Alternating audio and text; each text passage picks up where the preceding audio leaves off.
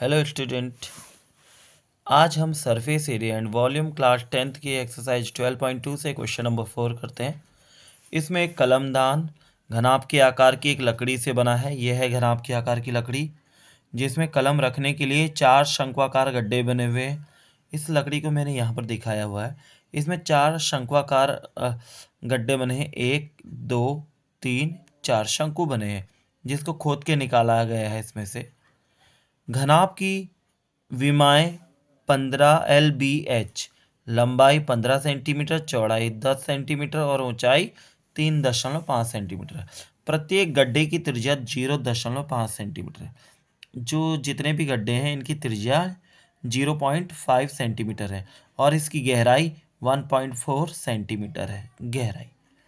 तो पूरे कलमदान में लकड़ी का आयतन ज्ञात करना है। आइए देखते हैं लकड़ी का आयतन कैसे ज्ञात करते हैं। लकड़ी का आयतन, हमारे पास ये घनाभ था। इस घनाभ में से 4 शंक्वाकार गड्ढे हमने खोद दिए। तो अब जो शेष लकड़ी बची है जिसमें शंक्वाकार गड्ढे खोदे हुए हैं, उसका हमें आयतन निकालना है।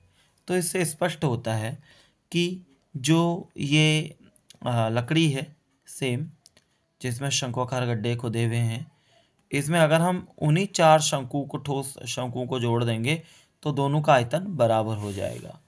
तो घनाभ की डायमेंशन देख लेते हैं पहले। लंबाई 15 सेंटीमीटर, चौड़ाई 10 सेंटीमीटर और ऊंचाई 3.5 सेंटीमीटर। तो शंकु की त्रिज्या है 0.5 सेंटीमीटर और ऊंचाई 1.4 सेंटीमीटर। तो कलमदान में लकड़ी का आयतन होगा, घनाभ के आयतन में से अगर हम 4 शंक्वाकार गड्ढों का आयतन को माइनस कर देंगे तो शेष लकड़ी का आयतन आएगा। तो घनाभ का आयतन माइनस 4 शंकु का आयतन। तो घनाभ का आयतन होता है LBH, लंबाई गुणा चौड़ाई गुणा ऊंचाई, और शंकु का आयतन होता है 1/3 पाई r स्क्वायर h। तो 4 शंकु है तो 4 से गुणा होंगे।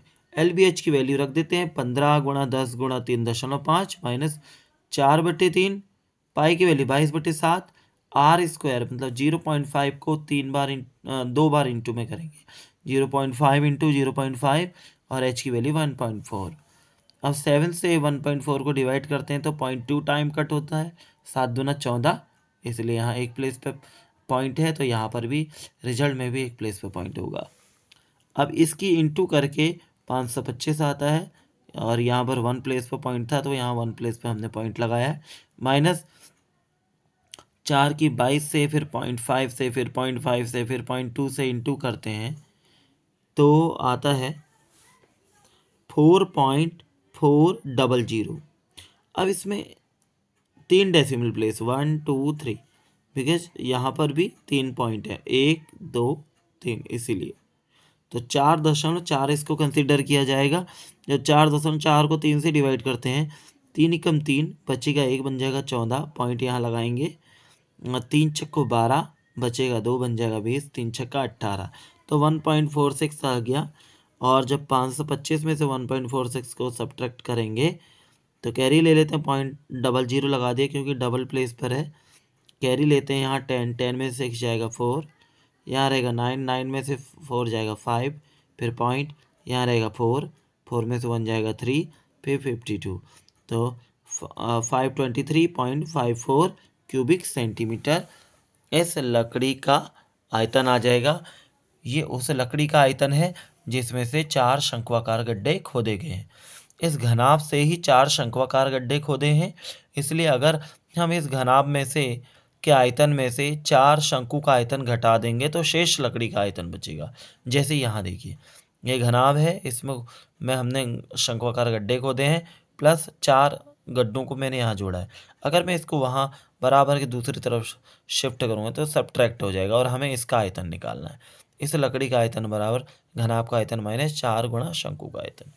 सो आई होप आपको समझ में आया होगा। Thank you very much watching this video.